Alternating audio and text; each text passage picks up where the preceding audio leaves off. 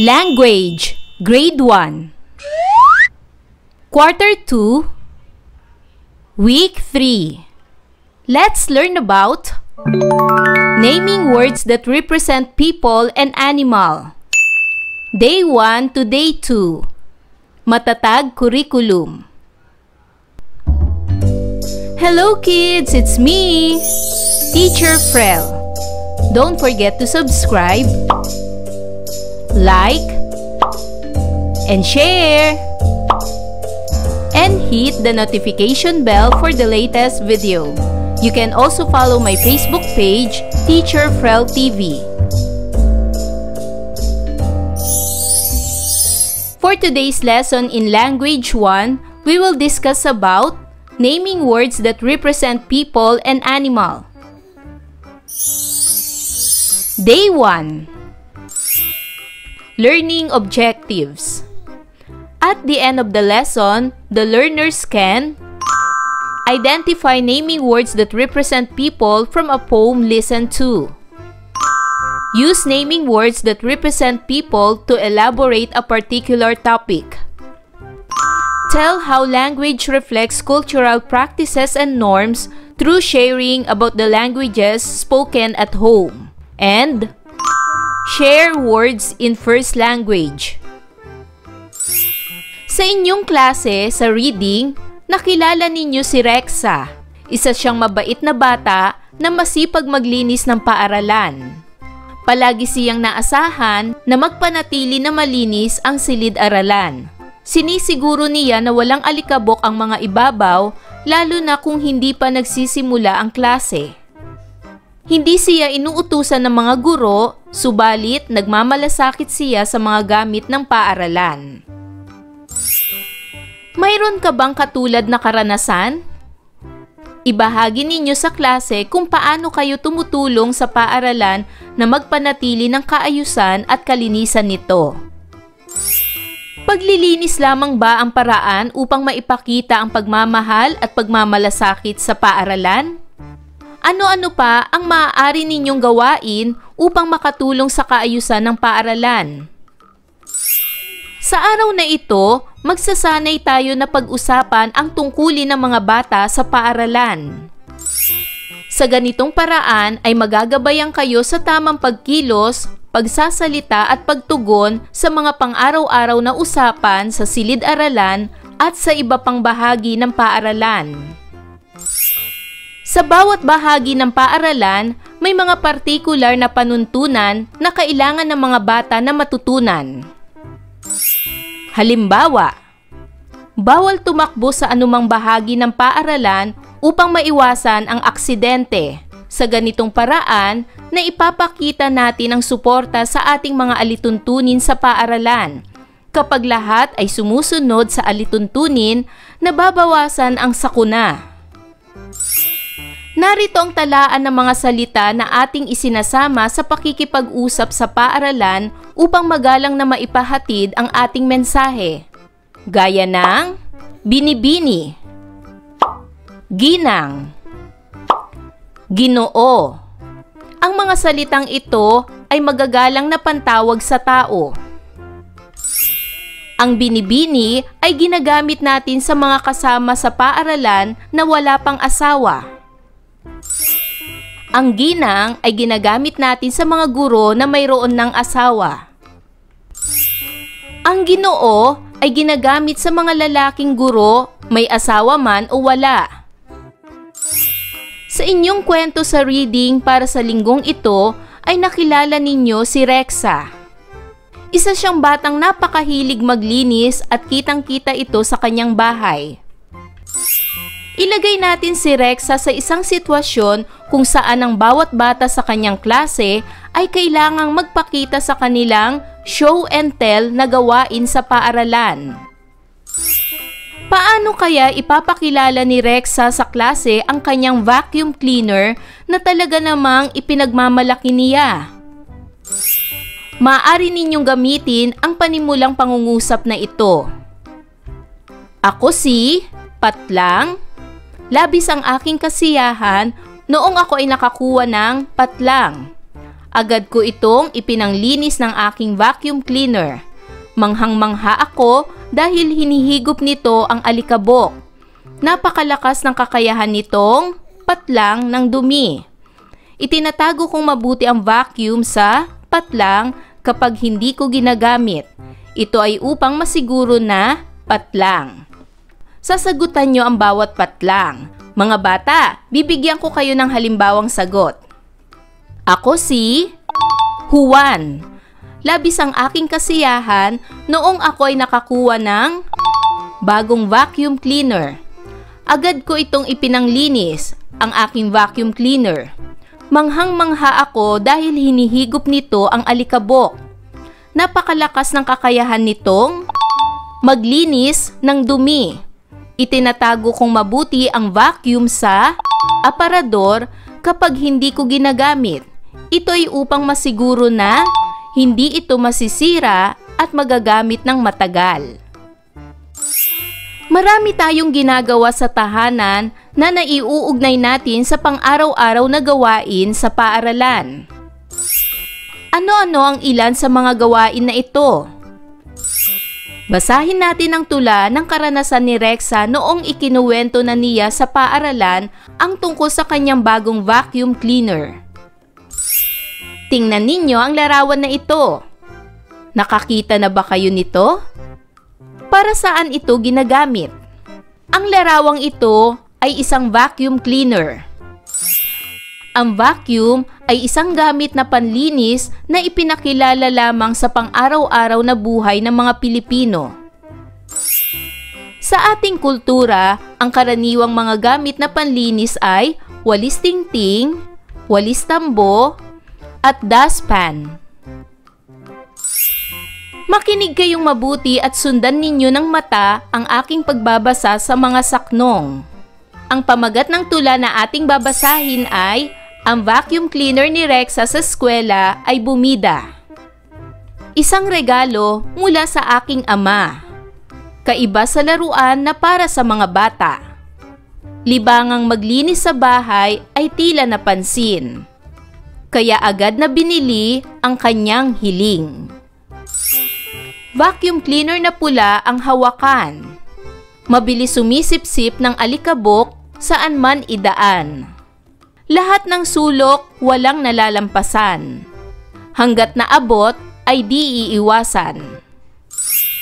Sa paaralan gamit ay itinampok. Sa gawaing paboritong bagay sa patimpalak ay ilahok. Isang gamit na tunay na ipinagmamalaki. Sa harap ng lahat ay itatangi. Masiglang palakpak ang ibinigay na sagot ng mga manonood sa bawat sulok. Sipag ni Rexa sa kanyang tahanan. Sa paaralan ay walang kaibahan. Isang huwarang bata na matalino at magalang, hindi nahuhuli maging sa kasipagan. Si Rexa ay tunay na ipinagmamalaki. Sa taglay na sipag at determinasyon, hinding-hindi mahuhuli. Naibigan niyo ba ang tula, mga bata? Babasahin nating muli ang bawat taludtod ng tula. Maaari kayong magtanong sa inyong guro kung may mga salita kayong di naunawaan, kahulugan ng linya at damdamin ninyo tungkol sa pangyayari na inilahad sa linya. Ang pagtatanong ay isa sa mga paraan kung paano ninyo maipaparating sa inyong guro ang mga bagay na hindi malinaw sa inyo.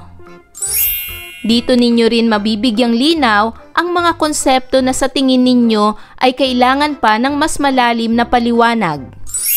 Mula sa inyong napakinggang tula, aling mga bahagi nito ang inyo nang nakita o naranasan sa inyong pamilya, lalo na sa inyong magkakapatid? Sa ating tula ay kahanga-hanga ang pangunahing tauhan. Bukod sa kanya, mayroon pa ba kayong natatanda ang pangalan ng tao na nabanggit? Bukod kay Rexa, ang iba pang pangalan ng tao na nabanggit sa tula ay ang ama, kaklase, guro. Ang ama, kaklase, at guro ay naming words na para sa mga tao.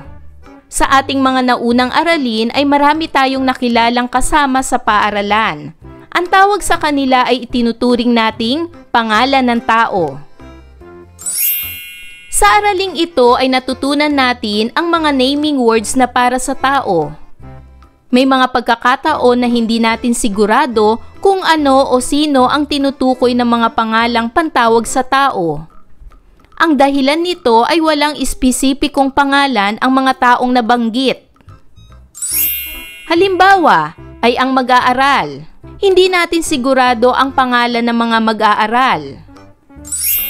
Sa mga nauna nating aralin ay batid ninyo ang eksaktong pangalan ng tauhan. Halimbawa ay Binibining Santos. Alam natin kung ano ang kanyang tunay na pangalan. Ganon din kay Jana Felisa. Hindi ito katulad ng bata na hindi natin alam ang pangalan. Sa inyong mga grupo, itala ninyo ang mga nakasanayang pamamaraan ng paglilinis sa inyong tahanan.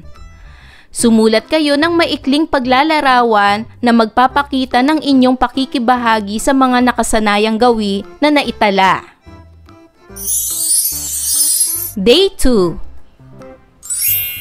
Learning objectives.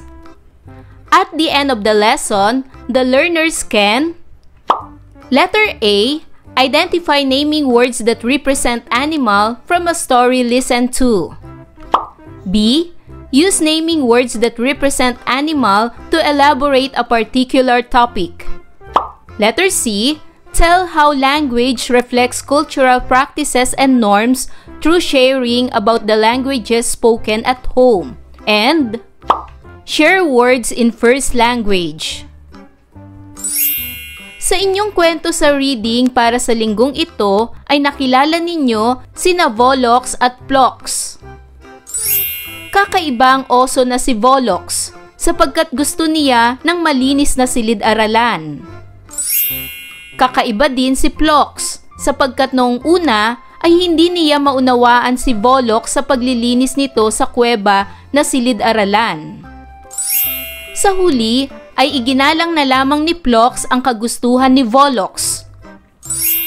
Upang mas mapalawak pa ang ating kaalaman sa mga hayop na karaniwang nakikita natin sa paaralan, magtala kayo ng mga salita na maiuugnay natin sa mga sumusunod.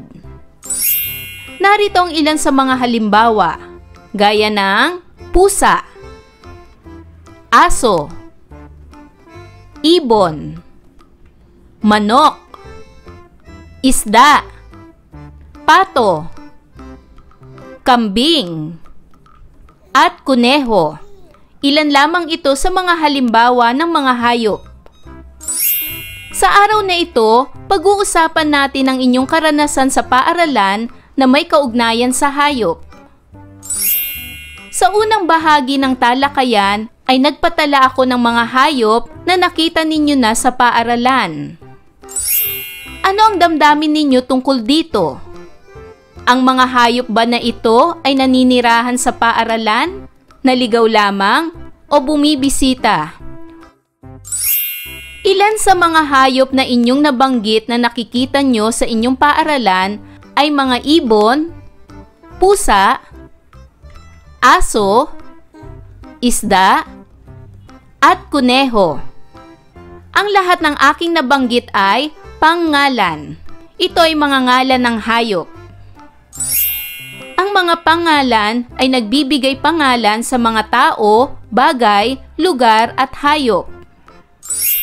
Basahin natin ang mga pangalan na ito. Ako na muna, pagkatapos ay sumunod kayo at ulitin ang pagbigkas sa mga salita. Ibon, pusa, aso, isda, kuneho. Ano kaya ang magiging reaksyon ng mga mag-aaral ni Volox kapag nakita nila ang kanilang malinis at masinop na silid-aklatan? Punan ninyo ang mga speech bubbles na magpapakita ng mga posibleng reaksyon ng mga hayop. Narito ang mga inaasahang sagot. Halimbawa, ang reaksyon ni ibon ay, nakakatuwang ating bagong linis na silid-aralan. Ang reaksyon naman ni unggoy at kuneho ay, ang kintab ng sahig. At ang reaksyon naman ni kwago ay, ang lambot ng ating upuan. Maraming hayop pa tayo na makikita sa iba't ibang lugar. Subukan nating lagyan ng mga hayop ang mga lugar na nakatala. Gaya ng dagat. Ano-anong mga hayop ang makikita natin sa ilalim ng dagat? Maaring ang mga ito ay isda, pusit, pagong, at pating. Ano-ano namang mga hayop ang maaari nating makita sa bukid? Maaring ang mga hayop na ito ay kalabaw, kabayo, kambing, tupa. Ano-ano namang mga hayop ang maaari nating makita sa kagubatan? Maaring ang mga ito ay leon, tigre, lawin, at elepante. Babasahin nating muli ang bawat pangungusap mula sa mga talata na naisulat ninyo tungkol sa mga hayop na madalas nating makita sa paaralan. Maaari kayong magtanong sa inyong guro.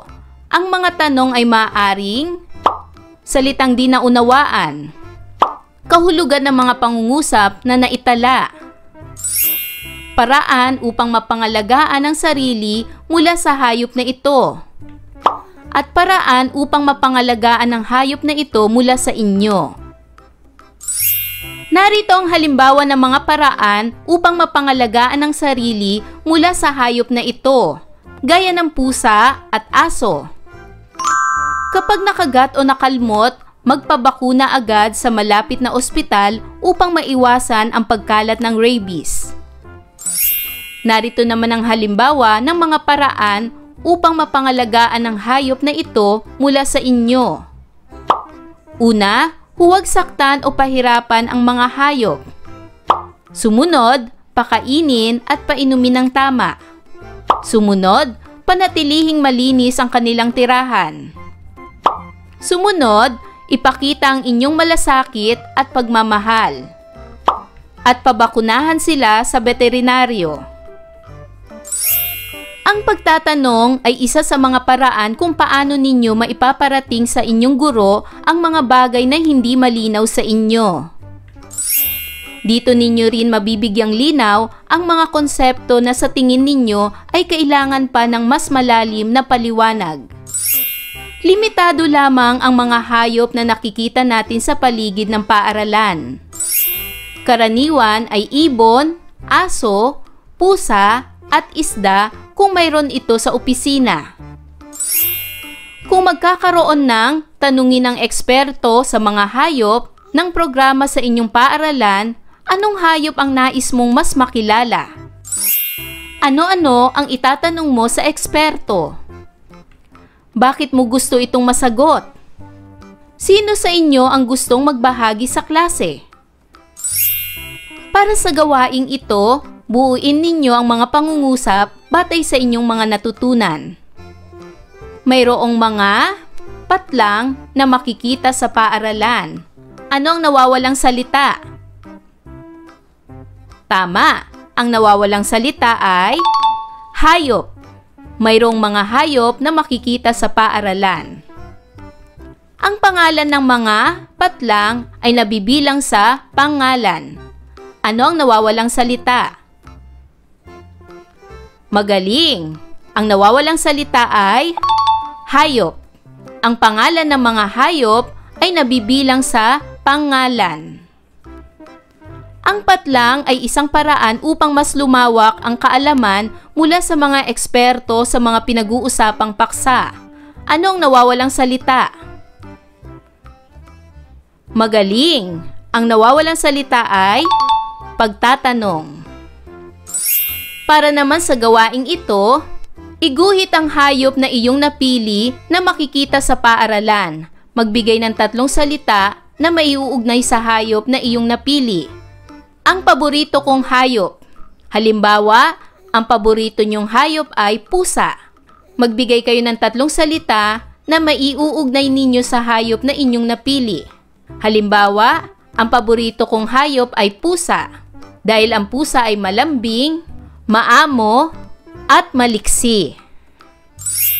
Ngayon naman, mag-isip ka ng paraan kung paano mapapangalagaan ang mga hayop sa paaralan na hindi makakasakit sa mga bata sa paaralan. Puna ng chart sa ibaba. Hayop na gusto kong alagaan. Isulat ang paraan ng pag-aalaga at paraan ng pag-iingat para sa mga bata sa paaralan. Ayan mga bata, naunawaan niyo ba ang ating aralin sa araw na ito? Kung ganon, magaling!